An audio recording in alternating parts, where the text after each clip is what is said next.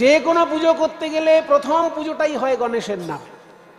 এটা ঠাকুর মশাইরা জানেন, কিন্তু সবাই তো আর জানে না, সেই জন্য আমি বলছি।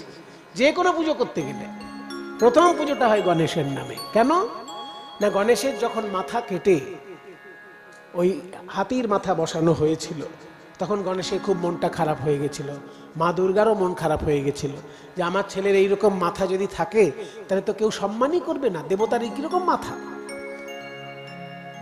তখন দেবতারা মিলে সিদ্ধান্ত নিয়ে ঘোষণা করলেন যে সবার পুজোর আগে গণেশের পুজো হবে, তবে অন্য কেউ পুজো পাবে। আগে গণেশ পুজো পাবেন, তারপর অন্য কেউ পুজো পাবে। তাই যে কোনো পুজো করতে গেলে 5 দেবতার পুজো আগে করতে হয়, সেই 5 জনের মধ্যে আবার 1 নম্বরে গণেশের স্থান। ওই জন্য ধ্যানটা আমি আজকে কি সুন্দর দেখা যাচ্ছে গণেশ খারবাং, একটু ব্যাখ্যা করে দিই, কারণ পুজো করতে গেলে তো সময় পাওয়া যায় না, তখন ব্যাখ্যার সুযোগটা থাকে না। একটু ব্যাখ্যা করে দিই আজকে। এই যে গণেশের রূপ খর্বং, খর্ব মানে বেটে। গণেশ কিন্তু খুব লম্বা নয়। খর্বং কিন্তু স্থূলতনুম, শরীরটা স্থূল। খর্বং স্থূলতনুম গজেন্দ্রবদনম। গজেন্দ্র, গজ মানে হাতি, ইন্দ্র মানে রাজা, হাতির রাজা অর্থাৎ বড় হাতি, বড় হাতির মাথা। গজেন্দ্রবদনম। খর্বং স্থূলতনুম গজেন্দ্রবদনম লম্বোদরম সুন্দরম। লম্বোদর মানে যার ভুঁড়ি আছে, যার ভুঁড়ি আছে তাকে ভালো ভাষায় বলা হয় লম্বোদর। হ্যাঁ, কিন্তু ভুঁড়ি থাকলে সবাইকে মানায় না। কোন কোন মানুষের শরীরের গঠন এমন যে তাকে ভুঁড়ি থাকলে মানায়, তাই না বাবা? যার তার ভুঁড়ি থাকলে মানায় না। মনে করুন এদিকে মাংস নেই, এদিকে মাংস নেই, এদিকে পেশি নেই, এদিকে পেল্লাই এক ভুঁড়ি নিয়ে বসে আছে, তাকে তো দেখে লোকে হাসতে হাসতে মরে যায়। কিন্তু যার চারিদিকে সুগঠিত শরীর, একটু ভুঁড়ি থাকলে যেন তাকে মানা। তা আমাদের গণেশ বাবার শরীরটির গঠনটি এত সুন্দর যে ভুঁড়িটা যেন তাকে শোভিত করছেন, তাকে খারাপ লাগছে না। লম্বোদরম সুন্দরম। ওই জন্য ভুঁড়ির বর্ণনা দেওয়ার পরেই সুন্দর কথাটা বলছে। সবার ভুঁড়ি সুন্দর হয় না, সবাইকে ভুঁড়ি মানায় না, কিন্তু ওনার ভুঁড়ি থাকা সত্ত্বেও উনি সুন্দর। লম্বোদরম সুন্দরম প্রস্যন্দন মদগন্ধ লুব্ধ মধুপ।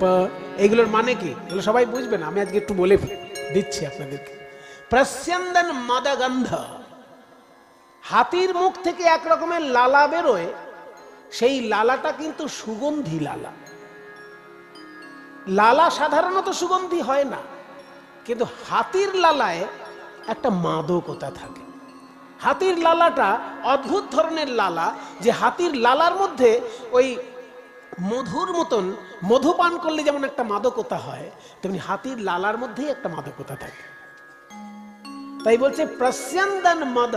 প্রস্যন্দন মানে চুইয়ে চুইয়ে পড়ছে, প্রস্যন্দন মানে চুইয়ে চুইয়ে পড়ছে। মদ, ওই যে হাতির যেমন লালা ঝরে পড়ে, ওনার তো হাতিরই মাথা রয়েছে, ওই জন্য লালা ঝরে পড়ছে, হাতির লালা। কিন্তু সে লালা দুর্গন্ধও নয় এবং খারাপও নয়, মধুর মতো গন্ধ। তাই মৌমাছিগুলো ফুলে না গিয়ে ওনার চারিপাশে ঘুরছে।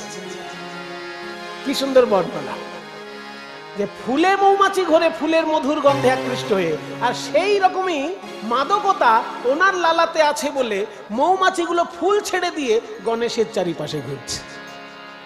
প্রস্যন্দন মদগন্ধ লুব্ধ মধুপ। মধুপ মানে, মধুপ শব্দের অর্থ যে মধু পান করে, অর্থাৎ মৌমাছি বা ভ্রমর, এরা সবাই মধু পান করে। তাই মধুপ বা ভ্রমর যেন চারিপাশে ওনার ঘুরছে, কারণ ওনার লালার মধ্যে মধুর গন্ধ। প্রস্যন্দন মদগন্ধ লুব্ধ মধুপ ব্যালোল গণ্ডস্থলম। গালগুলো ঝুলছে, যেহেতু হাতিরই মাথা সেই জন্য ঝুলছে। ব্যালোল গণ্ডস্থলম। তারপর দন্তাঘাত বিদারিতারি রুধিরৈঃ। দন্তাঘাত বিদারিত অরিরুধিরৈঃ। দন্ত মানে দাঁত। গণেশের কিন্তু দুটো দাঁত সাধারণত মূর্তিতে করা থাকে বেশিরভাগ জায়গায়, কিন্তু পুরাণের বর্ণনায় গণেশের দাঁত একটি, এবং সেই দাঁতে তিনি এমন ভাবে দৈত্য দানবকে এবং দুষ্ট লোককে হত্যা করেছেন, এমন ভাবে তিনি দৈত্য দানবের সঙ্গে লড়াই করেছেন যে সেই রক্ত যেন তার দাঁতে লেগে আছে। দন্তাঘাত বিদারিত, দন্ত আঘাতের দ্বারা বিদারিত, কি মানে বিদীর্ণ, অরি রুধিরই, অরি মানে শত্রু, রুধির মানে রক্ত, শত্রুর রক্তে যেন তার দাঁত রঙিন আছে। দন্তাঘাত বিদারিত হরি রুধিরই সিন্দুর শোভাকরম। কিন্তু দাঁতে যদি রক্ত লেগে থাকে দেখতে খারাপ লাগতে পারে, সেই জন্য তার সর্বাঙ্গে সিঁদুরও মাখানো আছে যাতে তার সঙ্গে একটা সামঞ্জস্য থাকে। সিন্দুর শোভাকরম। তারপর বন্দে মানে বন্দনা করি, বন্দে শৈল সুতা সুতম। শৈল সুতা সুত, শৈল মানে পাথর, এখানে শৈল মানে পর্বত। কোন পর্বত? না হিমালয় পর্বত। হিমালয় পর্বতের কন্যা হচ্ছে উমা। উমার সঙ্গে শিবের বিয়ে হয়েছিল, সেই উমাই তো দুর্গা। হিমালয়ের কন্যা শৈল সুতা মানে দুর্গা, তার পুত্র সুত, দুর্গার পুত্র। ওই জন্য একটু ঘুরিয়ে বলছে শৈল সুতা সুতম, মানে হিমালয় পর্বতের কন্যার পুত্র। বন্দে শৈল সুতা সুতম। কেন হিমালয়ের নামটা দিয়ে কেন এখানে তার নামের বর্ণনা হলো? এর কারণ হিমালয়ের কাছে যখন মা দুর্গা যাবেন, মা দুর্গাকে হিমালয়ে যত না স্নেহ করবেন তার থেকে বেশি গণেশকে স্নেহ করবেন, কারণ মা দুর্গা হচ্ছে তার মেয়ে আর গণেশ হচ্ছে নাতি। দেখবেন কোনো মেয়ে যদি ছেলেকে কোলে নিয়ে বাবার কাছে আসে বা মায়ের কাছে আসে, তখন মা বাবা কি বলে, এই তুই দূরে যা, আগে দাদু ভাইকে কোলে নিতে দে। নাতি তাকে যেন বেশি করে কোলে তুলে নেয়। মেয়েকে যে অবজ্ঞা করছে তা নয়, মেয়ে তো আদরের পাত্রই, কিন্তু নাতি যেন একটু বেশি আদরের পাত্র, সেইটা বলার জন্য হিমালয় পর্বতের নাম নিয়ে ওনাকে প্রণাম ধ্যান করা হচ্ছে। বন্দে শৈল সুতা সুতং গণপতিম। উনি হচ্ছেন গণপতি। গণ মানে শিব ঠাকুরের যত ভক্ত সম্প্রদায় তাদেরকে গণ বলা হচ্ছে, সেই গণেদের উনি পতি। শিব ঠাকুরের যারাই ভক্ত সম্প্রদায় হবে তাদের পতি হচ্ছেন, তাদের লিডার হচ্ছেন উনি, গণপতি। ওই জন্য নাম গণেশ। গণপতিম সিদ্ধি প্রদম, সিদ্ধি উনি দান করেন। সিদ্ধি কাকে বলে? সাধনা করলে যে অলৌকিক শক্তি পাওয়া যায় সেই শক্তিগুলোকে সিদ্ধি বলে। যোগ সাধনা যারা করেন, এই যোগ সাধনা করতে করতে 8 রকমের অলৌকিক শক্তি পাওয়া যেতে পারে। 8 রকমের। সেগুলো কি কি? অনিমা, মহিমা, লঘিমা, গরিমা, প্রাপ্তি, প্রাকাম্য, ঈশিতা, কামাবসায়িতা। এই 8 রকমের অলৌকিক ক্ষমতা পায় যারা বড় বড় যোগী বাবা হয়, যোগ সাধনায় যারা সিদ্ধি লাভ করে। এই 8 রকমের সিদ্ধি দান করতে পারেন উনি। ওই জন্য ধ্যানে বলা হলো সিদ্ধি প্রদম এবং কামাদম। কোনো কামনা বাসনা নিয়েও কেউ যদি তার কাছে যায়, সেই কামনা বাসনা তার পূর্ণ হবে। প্রেমের ঠাকুর গৌরাঙ্গ সুন্দর যদি আমাদের মধ্যে না আসতেন, তাহলে আজকে আমরা এত বড় একটা সম্পদ সম্পর্কে কিছু জানতে পারতাম না। একটু আগে যে সংস্কৃত শ্লোকটি আমি বললাম, সেই শ্লোকটি যিনি রচনা করেছেন তিনি মহাপ্রভুর শিক্ষকেরও শিক্ষক। তার মানে বুঝতেই পাচ্ছেন শুধুমাত্র তাবেদার গোষ্ঠীর লেখা কোনো প্রশংসা বাক্য এটি নয়। যেমন সাধারণত কোনো বড় মানুষের একটা তাবেদার গোষ্ঠী থাকে, কিন্তু চৈতন্য মহাপ্রভুর তাবেদার গোষ্ঠীর মধ্যে তিনি পড়ছেন না যিনি এই শ্লোকটি লিখেছেন, কারণ তিনি হচ্ছেন মহাপ্রভুর শিক্ষকেরও শিক্ষক। আর তিনি কখনোই তার জীবনের শেষ প্রান্তে তিনি উপনীত হয়ে এই শ্লোক লিখেছেন। নতুন করে গৌরাঙ্গ মহাপ্রভুর কাছ থেকে তার কোনো সুযোগ সুবিধে পাবার সুযোগ নেই। যখন সার্বভৌম ভট্টাচার্য এই শ্লোকটা লিখছেন, তখন সার্বভৌমর একেবারে শেষের দিকের বয়স, মিনিমাম 75 বছর তো হবেই, 80ও হতে পারে, 85ও হতে পারে। বিরাট বড় পণ্ডিত মানুষ ছিলেন, সারা বাংলার তিনি বড় পণ্ডিত ছিলেন। কিন্তু বাংলায় তখন মুসলমানি শাসন ব্যবস্থা, তাই সংস্কৃত পণ্ডিতের অত বেশি সম্মান হয়তো তিনি পাননি।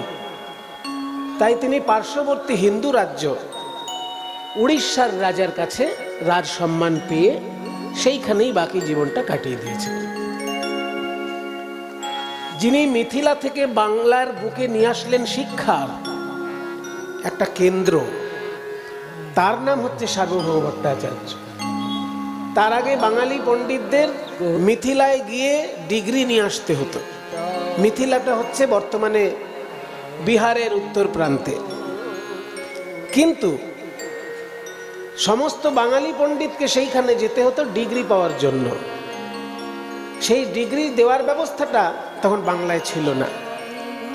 এই সার্বভৌম ভট্টাচার্য প্রথম মানুষ যিনি মিথিলা থেকে সমস্তরের শিক্ষা এনে বাংলায় প্রচার করতে লাগলেন, এবং মিথিলার যে শিক্ষা ব্যবস্থা তার প্রায় সমতুল্য শিক্ষা ব্যবস্থা বাংলায় গড়ে তুললেন।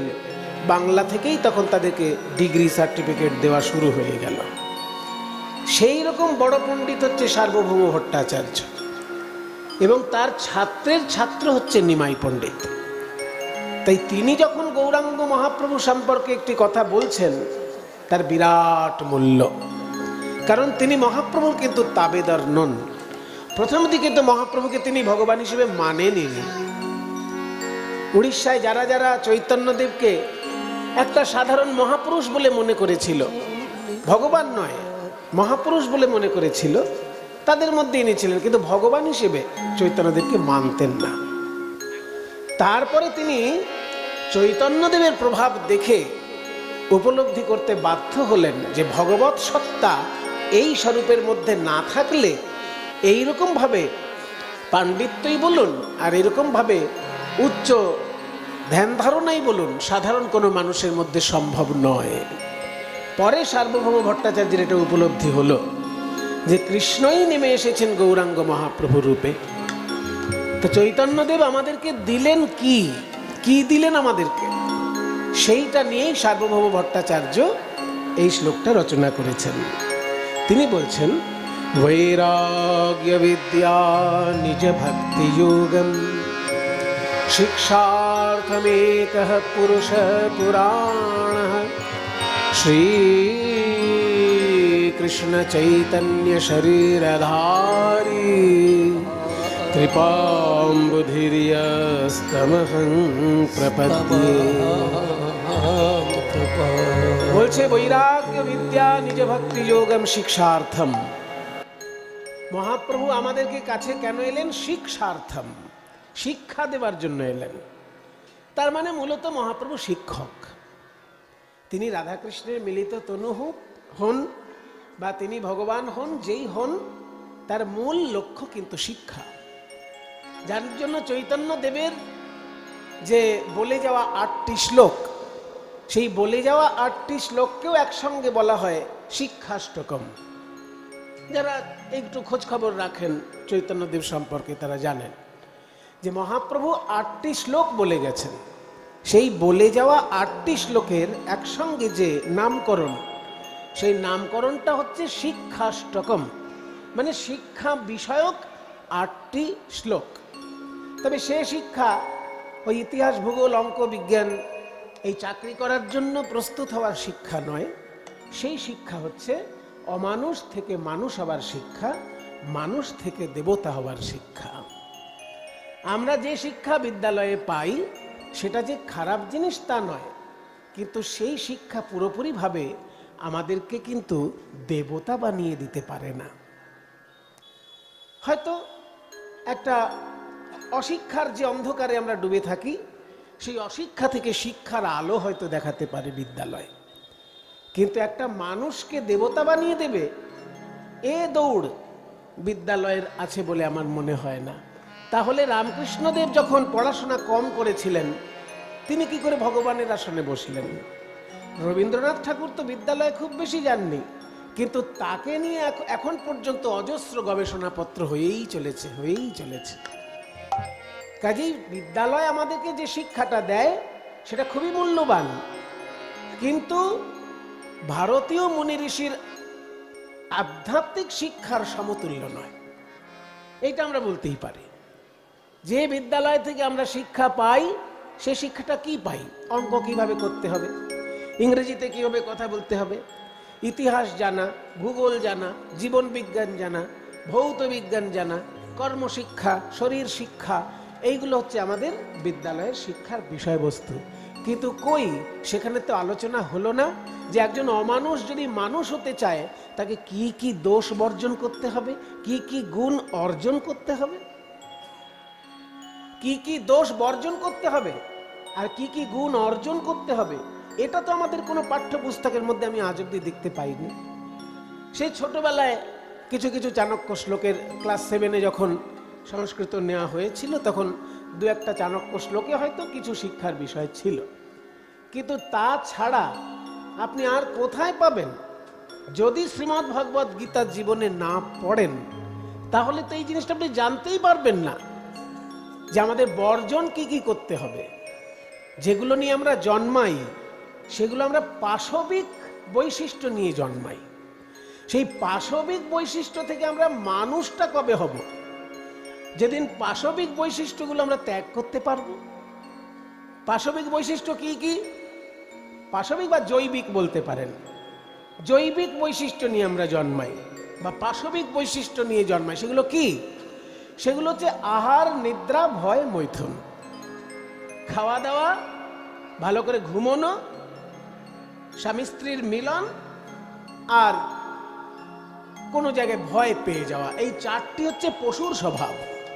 সেই চারটি স্বভাব আমাদের সকলের মধ্যেই থাকে, খাওয়া দাওয়া, ঘুমানো, বংশবিস্তার এবং ভয়ে ভয়ে দিন কাটানো। এটা আমাদের সকলের মধ্যেই থাকে, আর এগুলো পশুর মধ্যে থাকে। তাহলে এইগুলোই যদি সারা জীবন বয়ে গেলাম তাহলে তো আমার মানুষ হওয়া হলো না। মানুষ হতে গেলে কি কি বর্জন করতে হবে আর কি কি অর্জন করতে হবে, সেই শিক্ষা কিন্তু চৈতন্যদেবের ওই শিক্ষার মধ্যে পাওয়া যায়। চৈতন্যদেব শিক্ষাষ্টকের মধ্যে প্রথমেই বলছেন, চেতো দর্পণ মার্জনং ভব মহা দাবাগ্নি নির্বাপনম শ্রেয়ঃ কৈরব চন্দ্রিকা বিতরণম বিদ্যাবধূ জীবনম আনন্দাম্বুধিবর্ধনং প্রতিপদং पूर्णामृतास्वादनं सर्वात्मस्नपनं परं विजयते শ্রীকৃষ্ণ সংকীর্তনম। এই যে টানা সংস্কৃত শুনলেন, এই সবটা চৈতন্য মহাপ্রভুর লেখা। লেখা মানে রচনা, উনি বলে গেছেন, ওনার ভক্তরা লিখে রেখেছেন। তার মধ্যে প্রথম যে কথাটা বললেন এই শ্লোকটার মধ্যে বক্তব্য বিষয় হলো যে কীর্তনের 7 রকমের উপকার কি কি। এই যে কীর্তন শুনতে মানুষ আসে, কি উপকার আছে তাতে? 7 রকমের উপকার আছে। সেই 7 রকমের মধ্যে প্রথম যে উপকারটা বলা হলো সেইটাই যদি আমাদের হয়ে যায় আমরা অমানুষ থেকে মানুষ হয়ে যাব। 7টা উপকারের মধ্যে প্রথম উপকার কি? চৈতন্য মহাপ্রভু বলছেন, চেতো দর্পণ মার্জনম। চেতো দর্পণ মার্জনম। চেতো মানে চিত্ত, দর্পণ মানে আয়না, মার্জনম মানে মেজে ঘষে পরিষ্কার করা। চেতো মানে চিত্ত, এই মন। দর্পণ মানে আয়না, মার্জনম মানে মেজে ঘষে পরিষ্কার করা। এই মন রূপী আয়নাটাকে পরিষ্কার করাই হচ্ছে কীর্তন গানের প্রধান উপকারিতা। এই যে মন রূপী আয়না কেন বললেন? আয়না তো 10 টাকা দিয়ে কিনতে পাওয়া যায়, আর 10 লাখ টাকা দিলেও তো কারোর মন কিনতে পাওয়া যায় না। তাহলে মনটাকে আয়না কেন বলে দিলেন? বলছে মনটাকে আয়না বলার অন্য জায়গায় উদ্দেশ্য। 10 টাকায় যে আয়না কিনতে পাওয়া যায় তাতে আমাদের মুখটা আমরা দেখতে পাই, কিন্তু ঈশ্বরকে সেখানে দেখতে পাই না। আর আমাদের এই দেহর মধ্যে মনরূপী যে আয়না, সেই মনরূপী আয়নার মধ্যে ঈশ্বরকে দেখা যায়। কোথায় লেখা আছে? শ্রীমদ্ ভগবদ গীতায় লেখা আছে। ভগবান শ্রীকৃষ্ণ বলছেন অর্জুনকে, ঈশ্বর সর্বভূতানাম হৃদ্দেশে অর্জুন তিষ্ঠতি। হে অর্জুন, ঈশ্বর সকল জীবের হৃদয়ে বাস করেন। তাহলে আমারও জীবে নিশ্চয়ই ঈশ্বর আছেন, তা আমি দেখতে পাই না কেন? আমি দেখতে পাই না কেন? না, দেখতে পাই না কেন সে তো আলাদা কথা। আয়না থাকলেই তাতে মুখ দেখা যাবে না যদি আয়নায় কাদা লেপানো থাকে। আয়নায় যদি কাদা লেপা থাকে সেই আয়নায় মুখ দেখা যাবে না। ঠিক তেমনি আমাদের মন রূপী আয়নার মধ্যে আমরা বহু কাদা, এই পুকুরের কাদা, নদীর কাদা, সরোবরের কাদা, সমুদ্রের কাদা, নানা রকমের কাদা এনে এনে যত লেপেছি এই আয়নার উপরেই। এই মন রূপী আয়নার উপর যে কাদাগুলো লেপা আছে সেই কাদাগুলোর নাম কি? নাম আপনাদের সকলেরই জানা।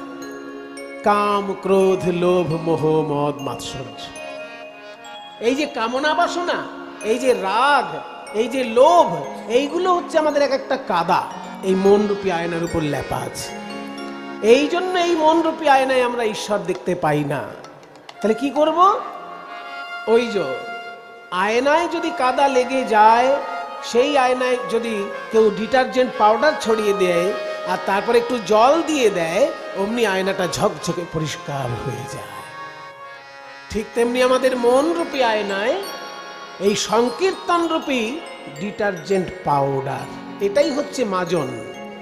এই সংকীর্তন রূপী একটু মাজন যদি কেউ দিয়ে দেয় আর তাতে যদি একটু চোখের জল থাকে, তাহলে মনের আয়না পরিষ্কার হয়ে যাবেই যাবে।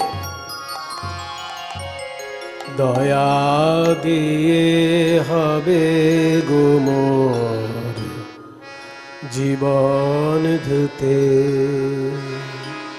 নইলে কি আর পারব তোমার চরণ ছুঁতে। দয়া তব দয়া, তব দয়া দিয়ে হবে গো মোর জীবন ধুতে। কত বড় কথা! আমরা যখন দাঁত মাজি চট করে কলগেট নিয়ে নিলাম, যখন আমরা চুল পরিষ্কার করি চট করে শ্যাম্পু নিয়ে নিলাম, যখন শরীর পরিষ্কার করি চট করে সাবান নিয়ে নিলাম। কিন্তু মন পরিষ্কার করার ইচ্ছা হলে কি নিয়ে নেবেন? শ্যাম্পুতে হবে, কলগেটে হবে, না সাবানে হবে? যে আমার মনটা পরিষ্কার করার ইচ্ছা, দাও তো একটু কলগেট দাও তো।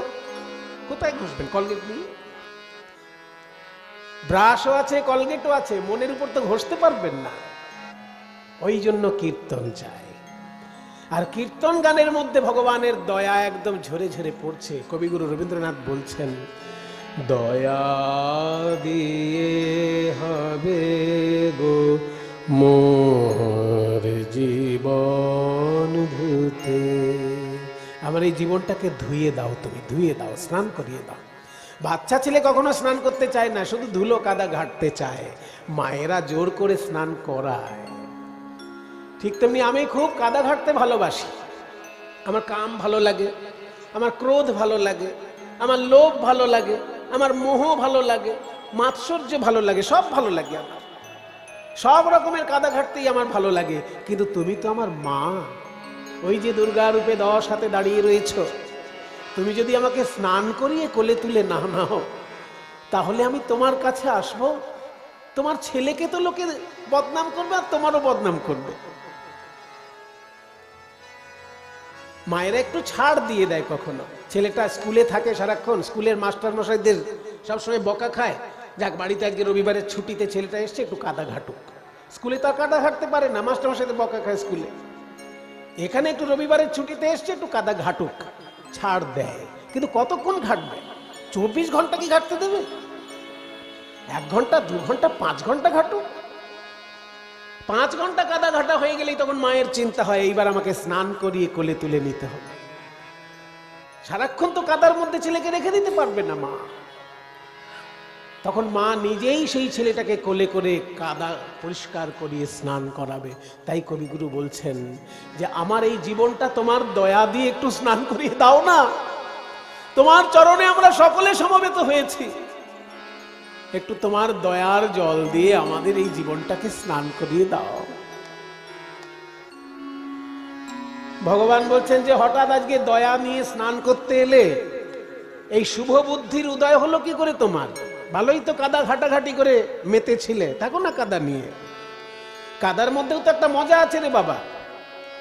আমরা যখন ছোটবেলায় গঙ্গার ধারে গঙ্গা জলে স্নান করতাম, বুঝলেন তো, আমাদের গঙ্গার পাড়েই বাড়ি, সেই জন্য ছোটবেলাটা রোজ গঙ্গায় স্নান করতাম।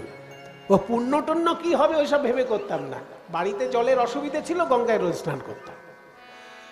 কারণ বাড়িতে জল করতে তখন তো ঘরে ঘরে কল ঢোকেনি, সেই জন্য জল এনে বাড়িতে স্নান করতেন। তো কে বাবা বাড়িতে জল এনে স্নান করতে যায়? চলো গঙ্গা আছে খোলা, গঙ্গায় গিয়ে স্নান। তো সেই সময় দেখতাম সবাই ওই গঙ্গার কাদা সারা গায়ে মেখে গঙ্গার ধারে বসে আছে। কেন বাজো না, গঙ্গার কাদা গায়ে মাখলে পরে শরীরটা গরমের মধ্যে বেশ ঠান্ডাও লাগে, আর ওই কাদাটা যখন শুকিয়ে আসবে তখন ঘামাচিগুলো মরতে থাকবে, ওতে ঘামাচিটাও মরে যায় আর বেশ শরীর ঠান্ডা ঠান্ডা থাকে। এই জন্য লোকে দেখতাম তখন কাদা গায়ে, সারা গায়ে কাদা মেখে গঙ্গার ধারে বসে আছে। তো কাদা ঘাটারও তো একটা আনন্দ আছে রে বাবা। তা না হলে লোকে এত কাম ক্রোধ লোভ এইগুলোর পেছনে লোকে ছুটবে কেন? এর ভেতরে একটা আনন্দ আছে। সেই আনন্দে আমরা মেতে থাকি বলেই মা নেমে আসেন। সেই আনন্দে আমরা মেতে থাকি বলেই শ্রীকৃষ্ণ রূপে নেমে আসেন, প্রভু রামচন্দ্র রূপে নেমে আসেন, প্রেমের ঠাকুর গৌরাঙ্গ মহাপ্রভু রূপে নেমে আসেন আমাদের এই কাদা পরিষ্কার করার জন্য। আমার সারা গায়ে যদি ময়লা থাকে, আমি তো তোমার চরণে পুষ্পাঞ্জলি দিতে পারবো না, আমি তো তোমার চরণ ছুঁয়ে প্রণাম করতে পারবো না। নইলে কি আর পারবো তোমার চরণ ছুঁতে, দয়া তব দয়া তব দয়া দিয়ে হবে গো মোর জীবন হতে।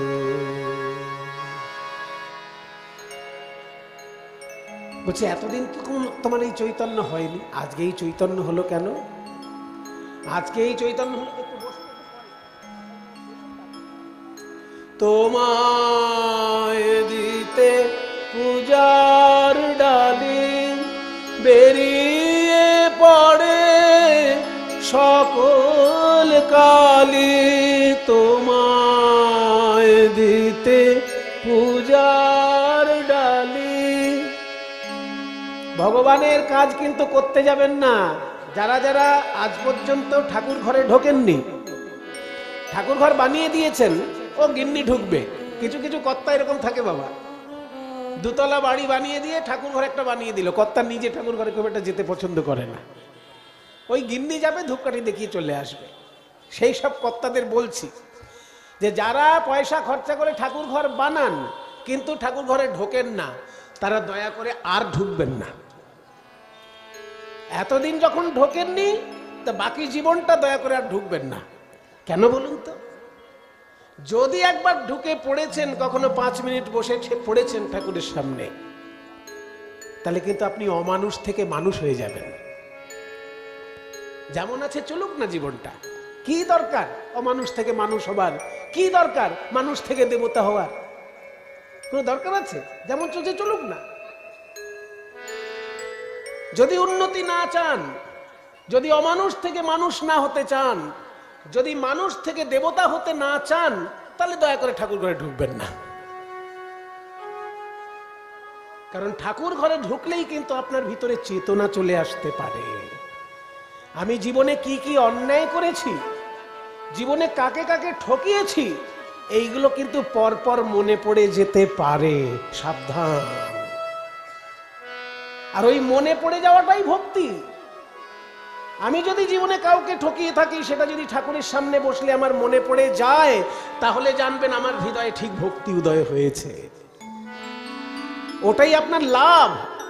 অমানুষ থেকে মানুষ হবার ওইটাই প্রথম শর্ত, যে আপনি জীবনে যা যা অন্যায় করেছেন সেগুলো মনে পড়ছে কিনা। যদি মনে পড়ে তাহলে ওই চরণে ক্ষমা চেয়ে নিন। ওই জন্য কবিগুরু বলছেন, তোমায় দিতে পূজার ডালি বেরিয়ে, মাইকটা কি করছো গো? তোমায় দিতে পূজার ডালি বেরিয়ে পড়ে সকল কালি। কালি মানে কি? ময়লা।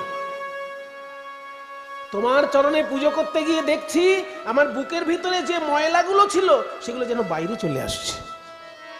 আমি বুঝতে পারছি কবে কি পাপ করেছি। তোমায় দিতে পূজার ডালি বেরিয়ে পড়ে সকল কালি। তোমায় দিতে পূজার ডালি বেরিয়ে পড়ে সকল কালি। পরাণ আমার পারিনে তাই পায়ে থুতে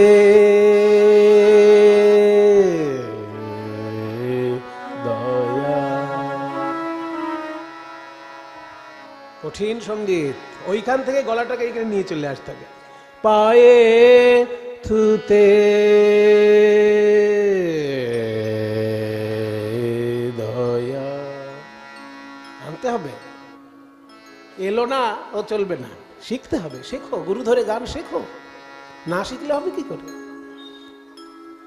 তাহলে আমাদের কখন পাপ মনে পড়ে? যখন আমরা ঠাকুর ঘরে আসি, যখন আমরা এই দুর্গা মায়ের সামনে অষ্টমীর অঞ্জলি দিই।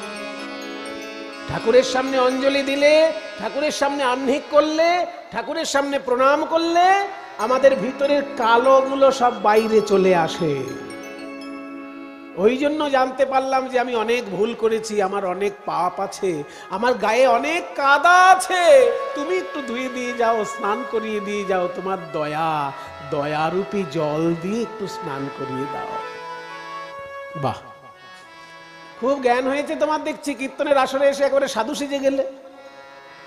দয়া দিয়ে স্নান করিয়ে দাও, দয়া দিয়ে স্নান করিয়ে দাও, খুব হাত জোড় করে বলছো। তো কীর্তনের আসরে এসেছো তাই বলছো। এতদিন কেন হয়নি এই চৈতন্য? বলে এতদিন এই চৈতন্য হয়নি কারণ আমি সৎসঙ্গে মিশিনি। কীর্তনের আসরটা তো সৎসঙ্গ। এই সৎসঙ্গে আসার ফলে ভালো ভালো কথাগুলো আমার কানে আসছে। মনে করুন আপনি এমন একটা পাড়ায় থাকেন, কিছু মনে করবেন না যদি কারোর পাড়ায় এরকম হয়ে যায়, দয়া করে আমাকে ক্ষমা করবেন। মনে করুন আপনি এমন একটা পাড়ায় থাকেন যেখানে সবাই নোংরা,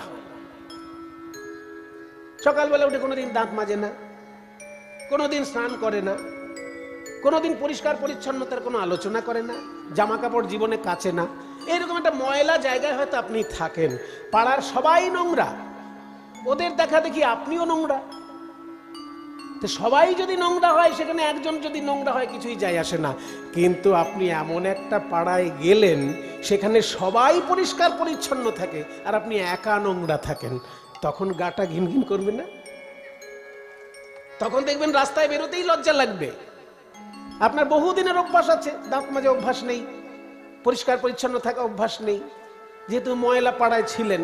কিন্তু যেই পরিষ্কার পরিচ্ছন্ন পাড়ায় চলে এলেন, সেখানে সবাই পরিষ্কার আর আপনি একা নোংরা, তখন আপনার মাঝে মাঝে মনে হবে, আমি যে একা নোংরা, খুব খারাপ লাগছে, বেরোবো না বাইরে। ঠিক তেমনি ভক্তি জগতে এসে দেখছি সবাই পরিষ্কার আর আমি একা নোংরা। ওই যে প্রহ্লাদ পরিষ্কার, ওই যে হরিদাস ঠাকুর পরিষ্কার, ওই যে নিত্যানন্দ, গৌরচন্দ্র, শ্রীবাস, যত মহাপুরুষ, যত বৈষ্ণবাচার্য, সবাই তো পরিষ্কার আর আমি তো নোংরা। আমি যদি নোংরাদের মধ্যে মিশে থাকি তাহলে আমার পরিষ্কার সম্পর্কে কোনো ধারণা হবে না। কিন্তু ভক্তি জগতে যখনই খবর নিতে এলাম, দেখলাম এখানে সবাই পরিষ্কার। জয় রূপ সনাতন ভট্ট রঘুনাথ, শ্রীজীব গোপাল ভট্ট দাস রঘুনাথ। এই ছয় গোসাইয়ের করি চরণ বন্দন, যাহা হইতে বিঘ্ন নাশ অভীষ্ট পূরণ। ছয় গোস্বামী সবাই পরিষ্কার পরিচ্ছন্ন মানুষ, আর তাদের আলোচনা শুনতে এসে, তাদের আলোচনা করতে এসে দেখছি আমি এত নোংরা আর এত পরিষ্কার মানুষের কথা বলছি, এ তো আমার জাহান্নামে যাওয়া উচিত। ওই জন্য সৎসঙ্গ করতে আসলে তবে অসৎ কতটা সেটা মাপকাঠিটা বোঝা যায়। এতদিন তো ছিল না মোর কোনো ব্যথা, সর্বঙ্গে মাখা ছিল মলিনতা। সারা গায়ে ময়লা মেখেছিলাম, কোনো ধারণাই ছিল না, কারণ আমিও নোংরা, আমার পাশের বাড়ির নোংরা, আমার এ পাশের বাড়ির নোংরা, আমার পেছনের কিছু মনে করবেন না। এমন পাড়ায় আমি ছিলাম একটা সময়ে, আমার বাড়ির ডান দিকে যে সেও মাতাল, বাঁ দিকে যে সেও মাতাল, সামনের দিকে যে সেও মাতাল, সব কটা মাতাল। কিন্তু আমি তো মাতাল হইনি। কেন হইনি? আমার বাবার শিক্ষা ছিল, এবং ছোটবেলা থেকে কীর্তন গাইতে গাইতে সাধু সঙ্গ পেয়েছি, সৎসঙ্গ পেয়েছি। ওই জন্য এমন জায়গায় আমি বাস করেছি, আমার পূর্ব দিকের বাড়ির লোক মাতাল, আমার পশ্চিম দিকের বাড়ির লোক মাতাল, আমার উত্তর দিকের বাড়ির লোক মাতাল, আমার দক্ষিণ দিকের বাড়ির লোকও মাতাল, কিন্তু আমি কোনোদিন মাতাল হইনি। কারণ আমার বাবার কাছে আমি কীর্তনের শিক্ষা পেয়েছি, বৈষ্ণব চরণ দাস বাবাজি মহারাজের চরণে আমি দীক্ষা পেয়েছি। ছোটবেলা থেকে কীর্তন গান গাইতে গাইতে আপনাদের মতন সাধু গুরু বৈষ্ণবের সঙ্গ করতে পেরেছি। তাই আমার চারিপাশে মাতাল থাকলেও আমি কোনোদিন মাতাল হতে পারি। ময়লার মধ্যে থাকলে পরিষ্কার সম্পর্কে ধারণা হয় না, ওই জন্য পরিষ্কারদের কাছে আসতে হয়, কীর্তনের আসরে আসতে হয়, সৎসঙ্গে আসতে হয়। এতদিন তো ছিল না মোর কোনো ব্যথা, সর্বঙ্গে মাখা ছিল মলিনতা। আজ ওই শুভ্র কোলের তরে ব্যাকুল হৃদয় কেঁদে মরে, আজ ওই শুভ্র কোলের তরে ব্যাকুল হৃদয় কেঁদে মরে। দিও না গো দিও না আর ধুলায় শুতে, দয়া তব দয়া। কোমলধা কোমলধা নিচে কোমলধা, তব দয়া ধানি নিসা কোমলধা কোমলনি। তব দয়া তব দয়া দিয়ে হবে গো মোর জীবন ধুতে। মায়েরা যখন দেখেন ছেলে খুব কাদা ঘাটছে, কিচ্ছু বলে না, কিন্তু যখন একবার হাতে ধরে নিয়ে চলে আসে, শ্যাম্পু সাবান মাখিয়ে স্নান করিয়ে নেয়, আর কাদা ঘাটতে দেয় না। ঠিক তেমনি হে দয়াময়, আমি অনেক কাদা ঘেটে চলেছি, কিন্তু তুমি যদি একবার আমাকে কৃপা করে স্নান করিয়ে তোমার কোলে তুলে নাও, আর যেন কাদা ঘাটতে দিও না প্রভু, আর যেন কাদা ঘাটতে দিও না। দিও না গো দিও না আর ধুলায় শুতে, দয়া তব দয়া তব দয়া দিয়ে হবে গো মোর জীবন ধুতে। নিতাই গৌর প্রেমানন্দে হরি बोल। चेतोदर्पणमार्जनं भवमहादावग्नि निर्वापनं श्रेयकैरवचन्द्रिका वितरणं विद्यावधू जीवनम् आनन्दाम्बुदिवर्धनं प्रतिपदं पूर्णासादनं सर्वात्मस्नपनं परं विजयते শ্রীকৃষ্ণ সংকীর্তনম শ্রীকৃষ্ণ সংকীর্তনম শ্রীকৃষ্ণ সংকীর্তনম। আজকে মহাপ্রভুর ভাবটি কেমন? আরে মোর গোরা দ্বিজমণি হানাথ হানাথ বলি কাঁদে লুটায় ধরণী। স্বরূপের পানে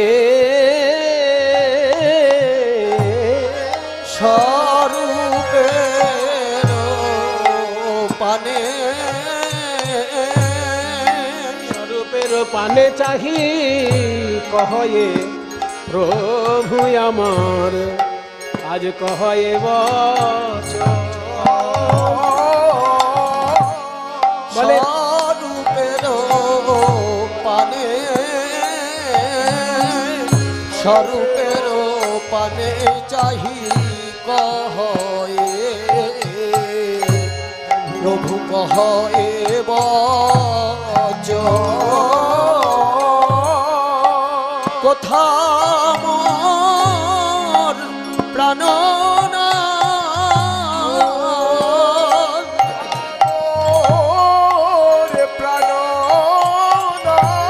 বলি কোথা মোর প্রাণনাথ কোথা মোর প্রাণনাথ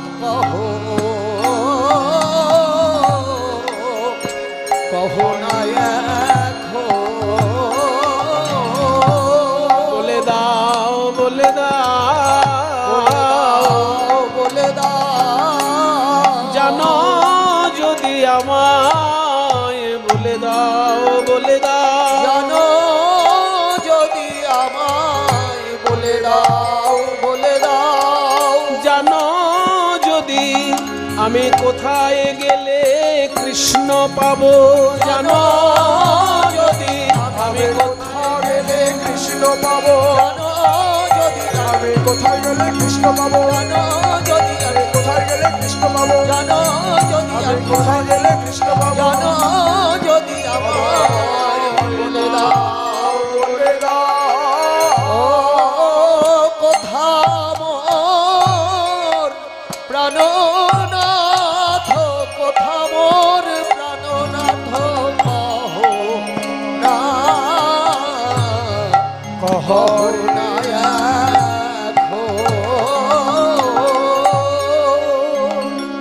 পুরী ধামে আপনারা যদি কেউ গিয়ে থাকেন তাহলে তারা জানেন, আর যারা জাননি তারা শুনে রাখুন।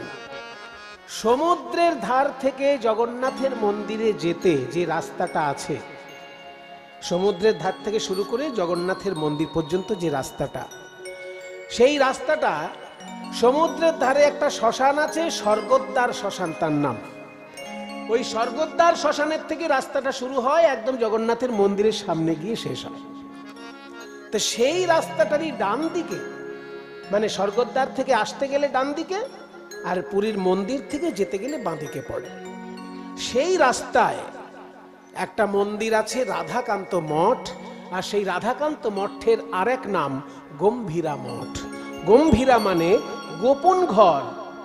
ওটা আসলে আগে রাজা প্রতাপরুদ্রের গুরুদেবের গোপন ঘর ছিল, যেখানে তিনি মণিমাণিক্য সঞ্চিত করে রাখতেন। কিন্তু যখন থেকে চৈতন্য মহাপ্রভুতে পুরীতে থাকবেন বলে সিদ্ধান্ত নিলেন, তখন থেকে ওই গোপন ঘরটি থেকে গয়নাগাটি সব বার করে দিয়ে চৈতন্য মহাপ্রভুর থাকার ব্যবস্থা হয়ে গেল। সেই জন্য ওইটার নাম হয়ে গেল গম্ভীরা মঠ। সেই গম্ভীরা মঠে আমার প্রেমের ঠাকুর গৌর সুন্দর কেঁদে কেঁদে কাটিয়েছেন বছরের পর বছর। শেষ 12টা বছর তো কথাই নেই, একটানা ক্রন্দন আর ক্রন্দন। চণ্ডীদাস বিদ্যাপতি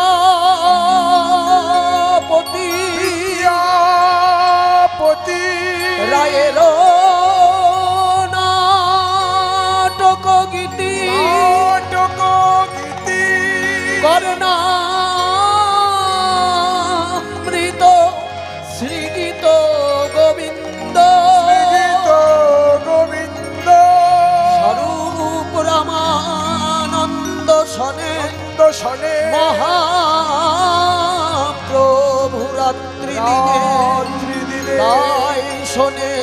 পরম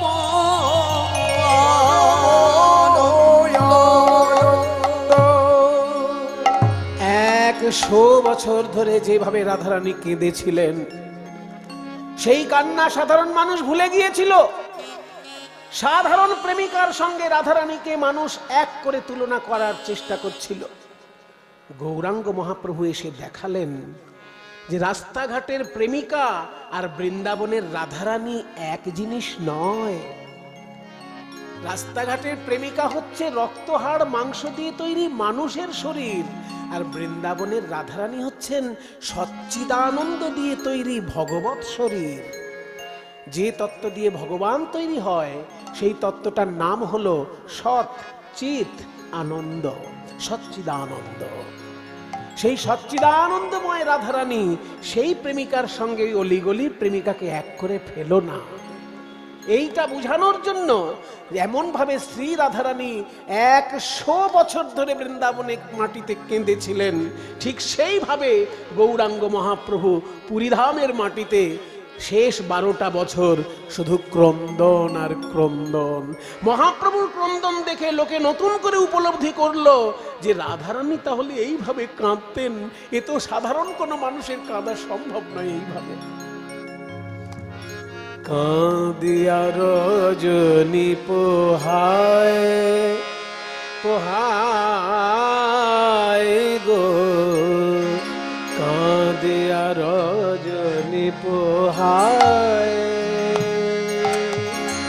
পোহায় গো, কাঁদিয়া রজনী পোহায় পোহায় গো, কাঁদিয়া রজনী পোহায়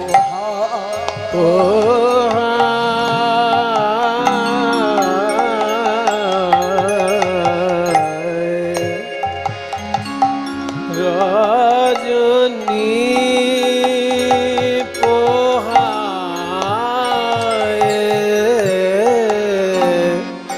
পোহায় কাঁদিয়া রজনী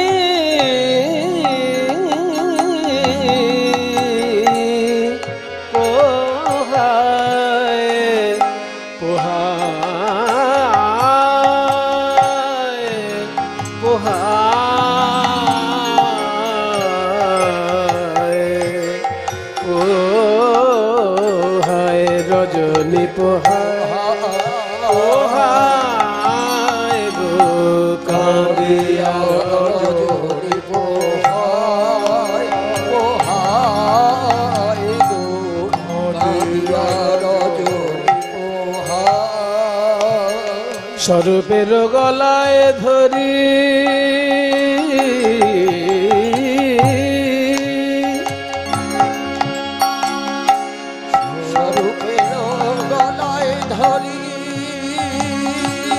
ওর দুনয়নে বহে বারি বারি স্বরূপের গলায় বলে ললিতা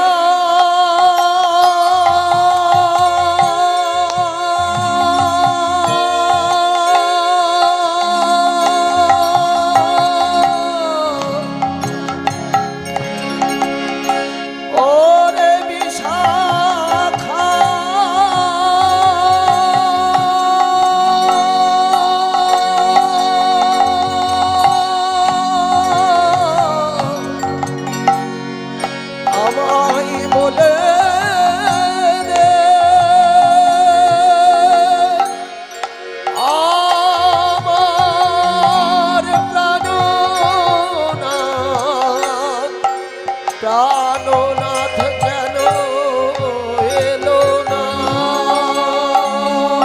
কেন এলো না,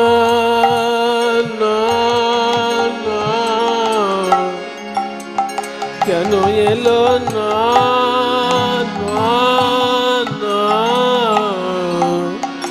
কেন এলো না, এলো না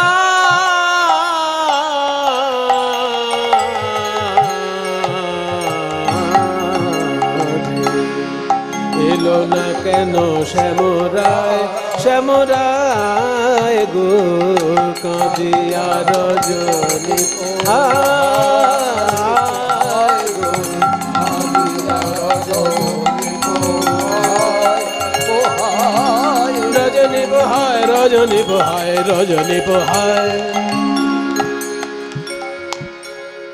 একদিনের ঘটনা বলছেন পদকর্তা, একদিনের একটা সাধারণ ঘটনা।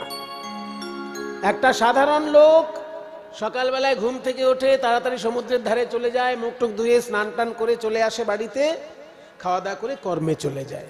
যেহেতু কাজের লোক, তার সারাদিনে আর ভগবানকে ডাকার সময় হবে না, আর রাতের বেলা তো ঘুম এসে গেলে কিছুই আর করা সম্ভব না, সারাদিন কঠোর পরিশ্রম করে। সেই জন্য এই লোকটা একটা ঠিক করে নিয়েছে যে 24 ঘন্টার মধ্যে ভগবানকে ডাকার আমার সময় নেই। এত কঠিন কাজ আমাকে করতে হয় যে সারাদিন কাজে থাকে আর সারা রাত ঘুমাই, তো ঠাকুরকে ডাকবোটা কখন? সেই জন্য সে ঠাকুরকে ডাকার একটা সময় করে নিয়েছে। সমুদ্রে স্নান করার পর জগন্নাথ মন্দিরে প্রণাম করতে আসে। রাস্তাটা কিন্তু কম নয়, 2 কিলোমিটার রাস্তা। আর আগেকার দিনের মানুষের কাছে 2-4 কিলোমিটার হেঁটে যাওয়াটা কোনো ব্যাপারই ছিল না।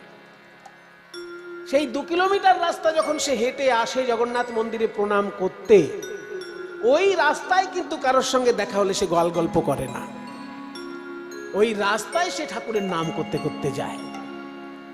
জগন্নাথকে প্রণাম করে, তারপর বাড়িতে খাওয়া দাওয়া করে কাজে চলে যায়। ওই যে সময়টুকু স্নান থেকে প্রণাম, এর মাঝের সময়টা কিন্তু আর অন্য কাউকে দেয় না, শুধু ভগবানের নাম করতে করতে যায়। তো এই যে রাস্তায় নাম করা, ওই রাস্তার ধারেই তো চৈতন্যদেব বাস করতেন। যে মন্দিরটায় থাকতেন, গম্ভীরা মঠ বললাম একটু আগে, ওই মন্দিরে মহাপ্রভু বসে কৃষ্ণ কথা বলছেন। আর ওই লোকটা কৃষ্ণ নাম করতে করতে পুরীর মন্দিরে যাচ্ছে, হঠাৎ মহাপ্রভুর কানে এলো সেই কৃষ্ণ নাম। উন্মাদের মতো ছুটে চললেন গৌর হরি। কে এত মধুর কৃষ্ণ নাম আমাকে কে শোনালে ভাই? উন্মাদেরও প্রায় গোরা ছুটি ছুটি ধারে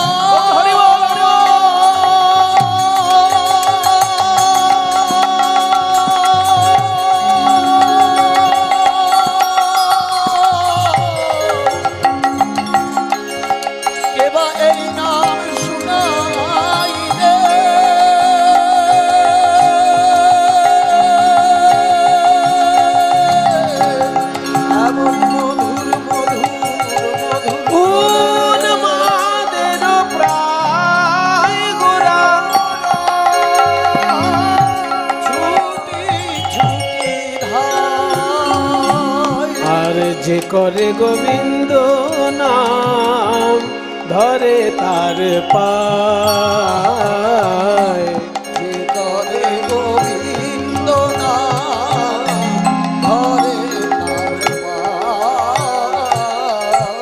একটু আগে বলেছি লোকটি কিন্তু সাধারণ লোক, খুব বড় ভক্তও নয় আর খুব বড় পণ্ডিত নয়। লোকটি বলছে, গৌর হরি আপনি দয়া করে আমার পায়ে হাত দেবেন না, আপনি আমার পায়ে হাত দিলে আমার নরকেও জায়গা হবে না গৌর হরি।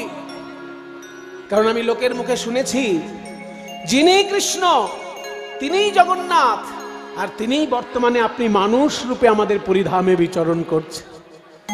বাসুদেব ঘোষ কহে জোর করি হাত, যেই গৌর সেই কৃষ্ণ সেই জগন্নাথ। আমি শুনেছি প্রভু আপনি স্বয়ং ভগবান, আপনি যদি আমার পায়ে হাত দেন আমার যে নরকেও জায়গা হবে না গৌর হরি। গৌর সুন্দর বলছেন, না ভাই, তুমি কৃষ্ণ নাম যখন করেছো তুমি আমায় বলে দিতে পারবে আমার কৃষ্ণ কোথায় আছে। জানো যদি আমায় বলে দাও গো, জানো যদি আমায় বলে দাও, আমি কোথায় গেলে পাবো তারে, যার নাম শুনায়ে আমায় পাগল কইলে।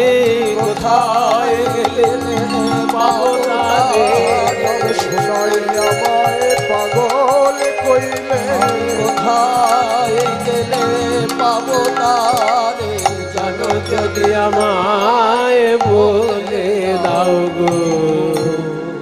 এত বলে গোরা চাঁদের লোরে নয়ান ভাসে, আজ পুরব পড়ল মোলে কহে বাসু ঘোষে, কহে বাসু ঘোষে।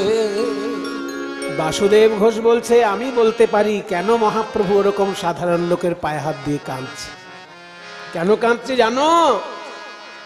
বৃন্দাবনে যেদিনকে রাধা রানী কৃষ্ণ কৃষ্ণ বলে কেঁদেছিলেন 100 বছর ধরে, সেই সময় একদিন নারদ মুনি এসেছিলেন, আর ওই নারদ মুনির পায়ে এইভাবে সেদিন রাধা রানী কেঁদেছিলেন, নারদ মুনি তুমি আমার গোবিন্দকে মিলিয়ে দিতে পারো, আমার গোবিন্দের সঙ্গে আমার একবার দেখা করিয়ে দিতে পারো?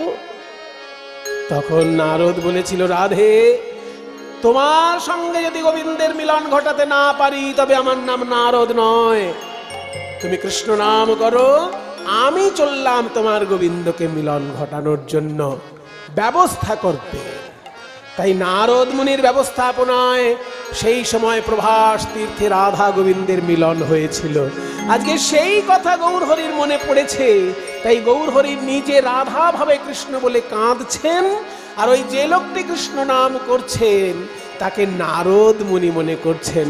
তাই প্রভাস পড়ল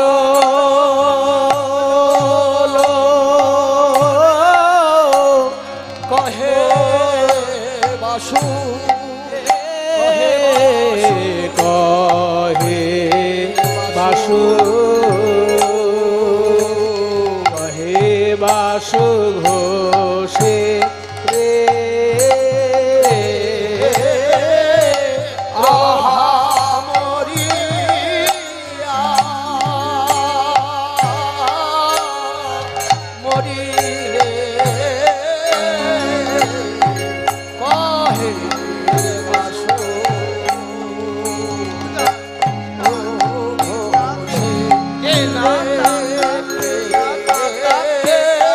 প্রভাস পড়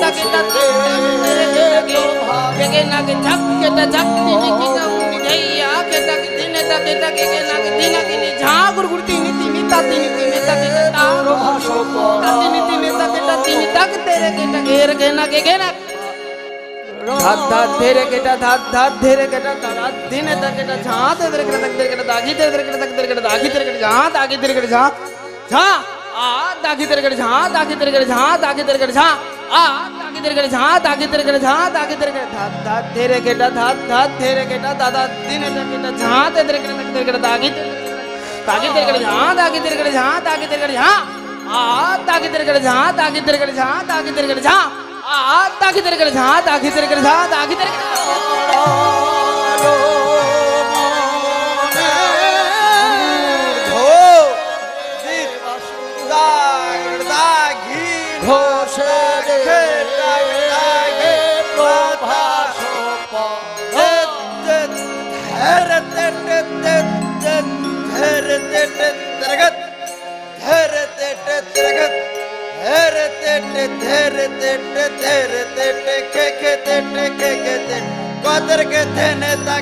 दागी तेरे तेरे खड़ दागे तेरे कर ता तेरे तेरे खड़ दागे तेरे कर झेंडे ता तेरे के दागी तेरे तेरे खड़ दागे तेरे कर धाव दागी तेरे तेरे खड़ दागे तेरे कर धाव दागी तेरे तेरे खड़ दागे तेरे कर धोक केटा ताक केटा की केटा गेना केटा गे रे गेने ता केटा ता ता तिनी तक कातिर की जगह ना केटा की जगह ने तक दी केटा दी केटा झट ताकी ता झट ताकी ता झट ताकी तब ता केटा होने धा गुरु तब ता केटा होने धा आई गौर हरि बोल हरि बोल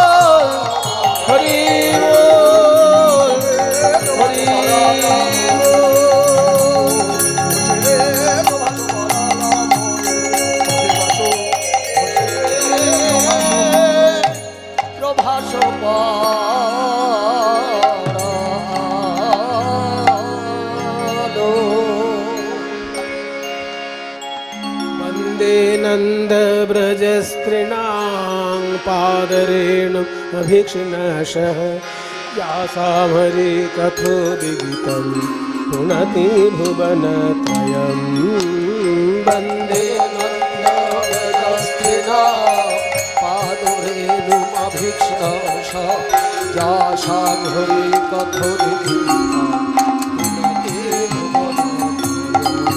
हर हरि नयन भरे हर हरि नयन भरे गोपी बल्लभ राधा मदन मोह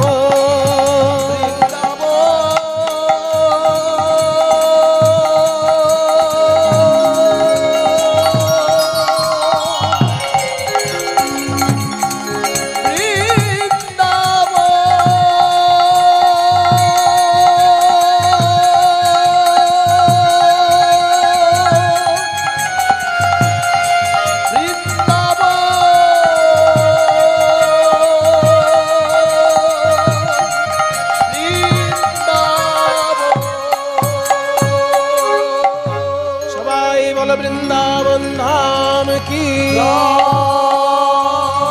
राधा रानी की निज निज श्री गुरु महाराज की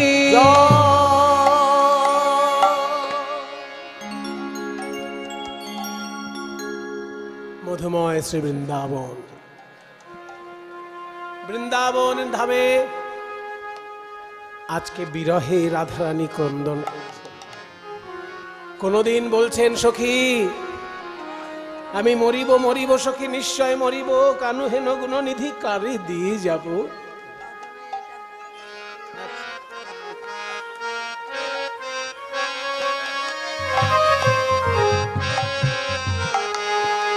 কোনোদিন বলছেন কাল বলে কালা গেল মধুপুর, সে কালের আর কদিন বাকি।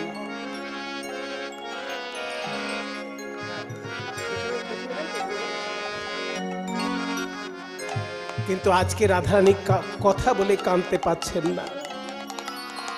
আজকে রাধারানী আমার আকারে ইঙ্গিতে বিরহ প্রকাশ করছেন। একটি পাথরের টুকরো দিয়ে কোমল মৃত্তিকার উপর শ্রীকৃষ্ণের চিত্র অঙ্কন করছেন। মায়েরা কিছু মনে করবেন না। যে মা জননীরা স্বামীকে হারিয়েছেন, তারা যখন সংসারের কোনো দুঃখ পান, তখন স্বামী দেবতার ছবির কাছে গিয়ে সেই দুঃখের কথা বলেন। স্বামীর ছবির কাছে গিয়ে বলেন, তুমি যদি আজকে সংসারে থাকতে তাহলে কি এই দুঃখ আমাকে দেখতে হতো? রাধারানীও ঠিক তেমনি ভাবে গোবিন্দের চিত্রের কাছে অন্তরের দুঃখের কথা বলছেন, তবে চিত্রটা নিজে হাতে বানিয়ে নিয়েছেন। কিভাবে ছবিটা আঁকছেন? কোমল মৃত্তিকার উপর পাথরের একটা টুকরো দিয়ে শ্রীকৃষ্ণের ছবি আঁকছেন। কিভাবে ছবি আঁকছেন? আরে কিবা পদকর্তা বলছেন, কৃষ্ণ কৃষ্ণ বলি কাঁদে বাহু তুলি, বলে বধূ গেল কোথা। এখানে বধূ মানে বন্ধু। মৃত্তিকায় উপরে মূরতি আঁকিয়া তার সনে কহে কথা, রাই ধনে আমার কিবা কৃষ্ণ কৃষ্ণ বলি,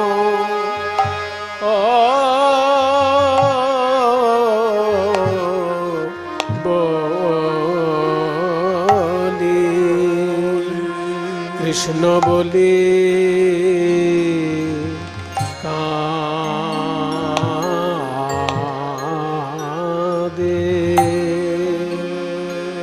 বাহু বাহু তুলি,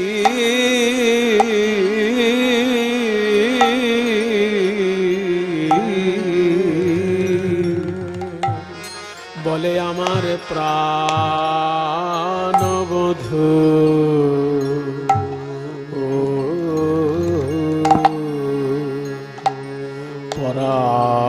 পরাণবধূ গেল কোথা।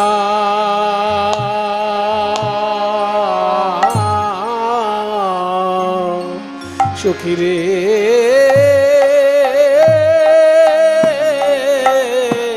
আমার প্রাণে বড় বাজে ব্যথা, আজ আজ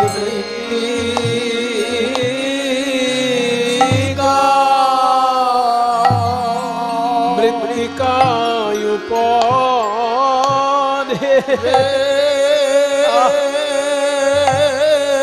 শ্যামের মূরতি,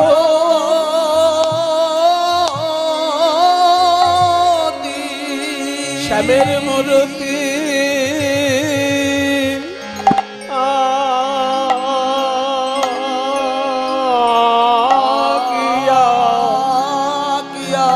মূরতি আকিয়া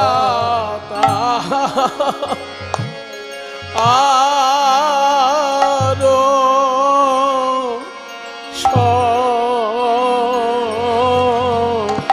নে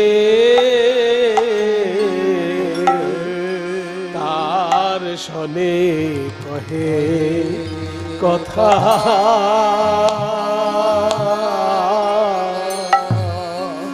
আরে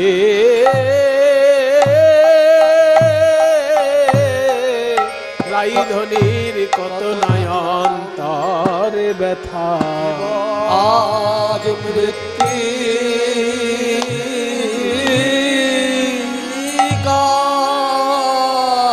মৃত্তিকায় উপরে মূরতি আঁকিয়া উপরে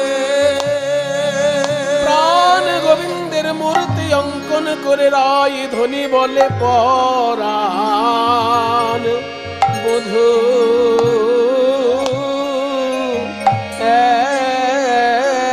একবার কথা কহে আমি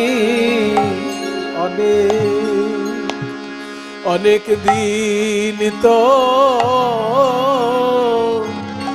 শুনি নাই গে পরাণ বধূ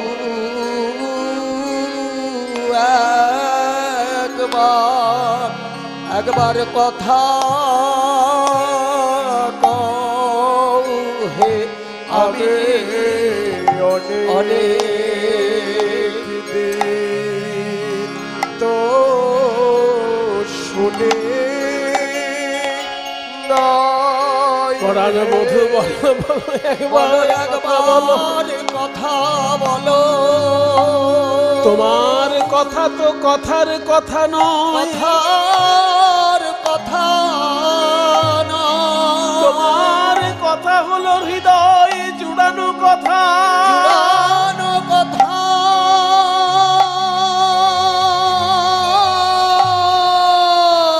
তব কথামৃতং তপ্ত জীবন তপ্ত জীবন কবি ভিড়িতাম কলমশা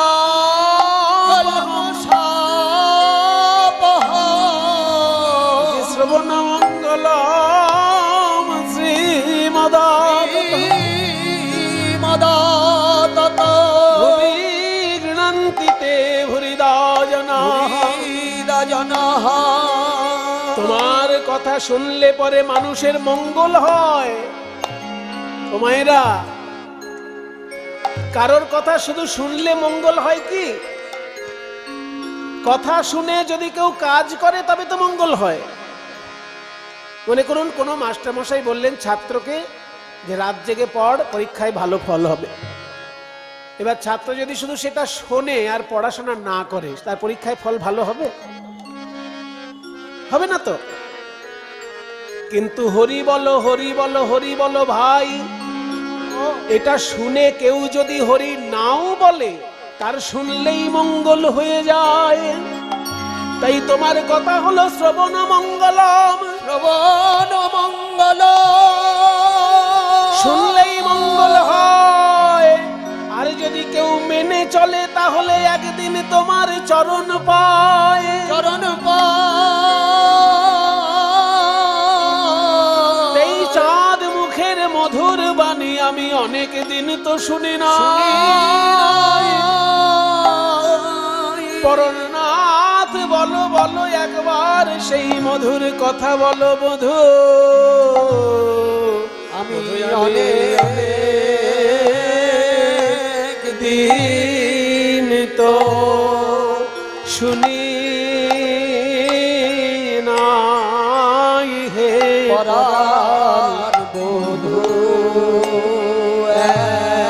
একবার কথা কও হে আমি অনেক দিন তো শুনি নাই পরাণ বধূ একবার কথা কও হে আমি অনেক দিন তো শুনি নাই হে পরাণ বধূ একবার কথা কও হে আমি অনেক দিন তো শুনি নাই হে পরাণ বধূ একবার কথা কও ওহে ওহে আমার সোনার বধূ পরাণ বধূ একবার কথা কও হে। হে আমার সোনার তাই গৌর হরি বল গৌর হরি বল। একবার কথা কও হে হে আমার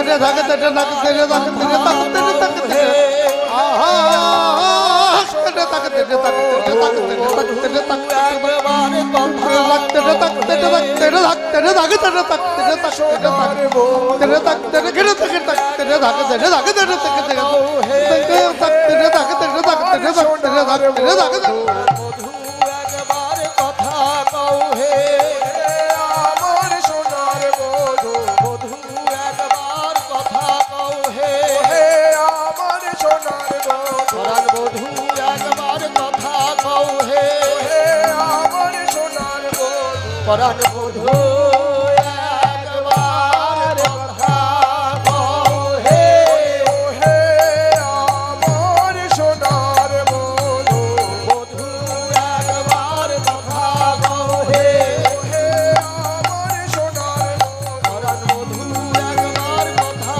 কও হে আমার সোনার পরাণ বধূ একবার কথা কও হে আমার সোনার বধূ একবার কথা কও হে ওহে আমার সোনার বধূ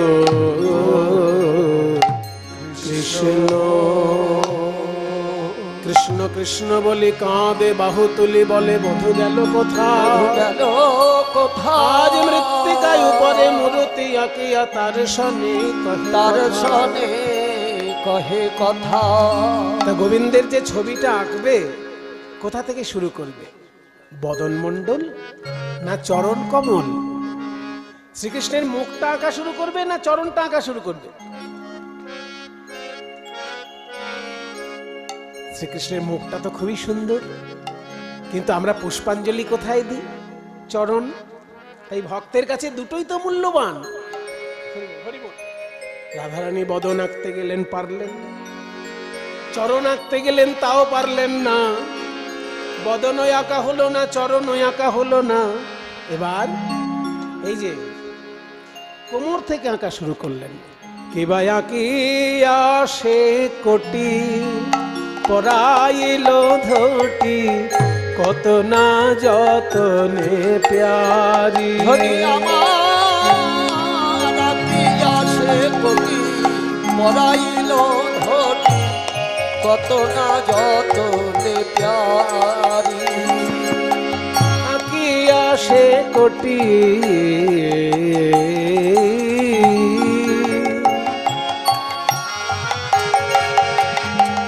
কোটি মানে কোমর। আস্তে কয়কার টয় হস্যি কোটি আর ক টয় হস্যি, দুটো বানান আলাদা, তাই মানেও আলাদা। কয়কার টয় হস্যি কোটি মানে 100 লক্ষ, একক দশক শতক হাজার অযুত লক্ষ নিযুত কোটি। ওই কোটি বানান হচ্ছে কয়কার টয় হস্যি। আর পদাবলী সাহিত্যে আমি যেটা বলছি এটা হচ্ছে ক টয় হস্যি। এই কোটি মানে কোমর। আঁকিয়া সে কোটি পরাইল ধুতি, সুন্দরভাবে ধুতিটি পরিয়েছে, কিন্তু যখনই কোমর এঁকেছে অমনি ললিতা বিশাখা অবাক। রাধারানী তো গুরু ধরে আঁকা শিখেছে, রাজার মেয়ে বলে কথা, এর তো ভুল হবার কথা নয়। কেউ বদন থেকে আঁকা শুরু করে, কেউ চরণ থেকে আঁকা শুরু করে, মাঝখান থেকে তো কেউ শুরু করে না। তুই মাঝখান থেকে কেন শুরু করলি রাধা? রাধারানী বলে, সখী রে, আমার সর্বস্ব ধন ওই গোবিন্দের রাঙা চরণ, তাই ভেবেছিলাম চরণ থেকে চিত্র অঙ্কন করব, কিন্তু তারপর ভেবে দেখলাম গোবিন্দের চরণ ছিল তাই সে ব্রজ ছেড়ে চলে গেছে। এই চিত্রের যদি চরণ এঁকে দিই, আর চরণ পেয়ে চিত্র যদি ব্রজ ছেড়ে চলে যায়, তাহলে আমি কি নিয়ে আর ঘরে রব? কি নিয়ে আর ঘরে রব? আমি তাই তো চরণ আঁকি নাই গো, আমি কি নিয়ে আর ঘরে রব? আমি তাই তো চরণ আঁকি নাই গো। যদি চরণ পেলে চিত্র চলে যায় গো, তাই তো চরণ তাই ওর হরি বল। তাই তো চরণ আঁকি নাই গো, আমি তাই তো চরণ আঁকি নাই গো। চরণ পেলে চিত্র যদি ব্রজ ছেড়ে চলে যায় তাহলে আমি কি নিয়ে বৃন্দাবনে থাকবো? কিন্তু এইবারে নাভি সরোবর আঁকিল, তারপর কতহু যতন কবি। যেই কোমরের পর নাভিটা এঁকেছে, ললিতা বিশাখা বুঝলো যে এবার ছবিটা তাহলে উপরের দিকেই যাবে। নাভির পর বক্ষ, তারপর করকমল। হাত দুটো কেমন আঁকলো? এই যে হাত দুটো, বাহু দুটি আঁকি ছলো ছলো আঁখি, মুরলি দিল সে করে।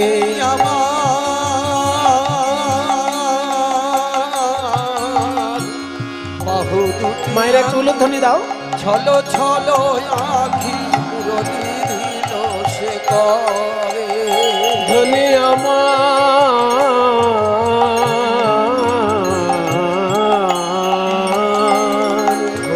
বাহু দুটি আঁখি ছলো ছলো আঁখি মুরলি দিল সে করে।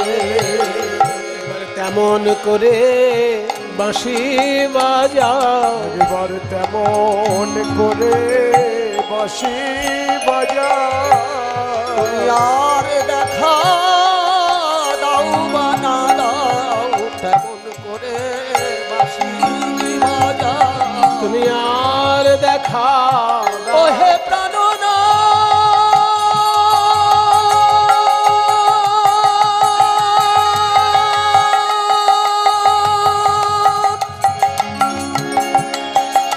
প্রাণনা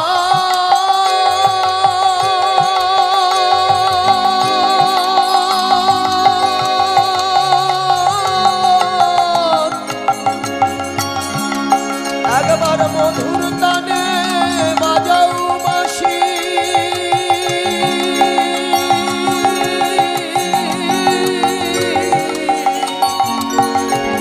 যে বাঁশি শুনে আমরা হলাম দাসী। ওহে প্রাণনাথ হে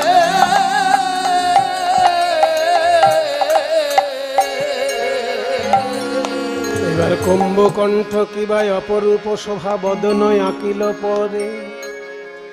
কুম্ভকণ্ঠ, কুম্ভ মানে শঙ্খ। মায়েরা, আপনাদের ঠাকুর ঘরে যে শঙ্খ আছে, দেখবেন ওই শঙ্খের মুখের দিক থেকে শুরু করে গোল গোল ভাঁজ ভাঁজ দাগ আছে। ওই গোল গোল ভাঁজ ভাঁজ যে দাগ, শঙ্খের মুখের দিক থেকে ওই গোল গোল ভাঁজ ভাঁজ দাগ থাকে বলে গোবিন্দের গলাটা তো ওই রকম শঙ্খের মতো গোল গোল ভাঁজ ভাঁজ দাগ।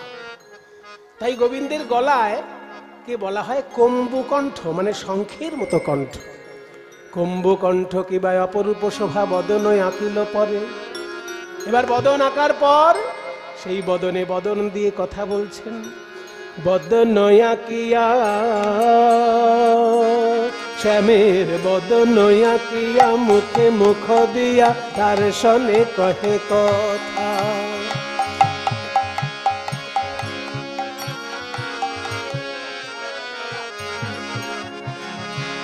বদন আঁকিয়া মুখে মুখ দিয়া তার সনে কহে কথা। শ্যামের বদন আঁকিয়া মুখে মুখ দিয়া তার সঙ্গে কহে কথা। শ্যামের বদন আঁকিয়া মুখে মুখ দিয়া তার সঙ্গে কহে কথা। বলে দাসীর কথা কি মনে পড়ে না? দাসীর কথা কি মনে পড়ে না? মুখে মুখ দিয়ে কি কথা বলছে গো? মুখের সঙ্গে মুখ দিয়ে কথা বলছে। মনে পড়ে না, দাসীর কথা কি মনে পড়ে না? তুমি দ্বারকায় না হয় রাজা হয়েছ, মাসির কথা কি মনে পড়ে না? দ্বারকায় না হয় রাজা হয়েছ, হে বৃন্দাবনের রাখাল রাজা, দ্বারকায় না হয় রাজা হয়েছ। ওহে বৃন্দাবনের রাখাল রাজা, দ্বারকায় না হয় রাজা হয়েছ। বৃন্দাবনের রাখাল রাজা, দ্বারকায় না হয় রাজা হয়েছ। এই দাসের কথা কি মনে পড়ে না? মুখে মুখ দিয়া বদন আঁকিয়া তার সনে কহে কথা। দাস যদুনাথে কয় প্রাণনাথ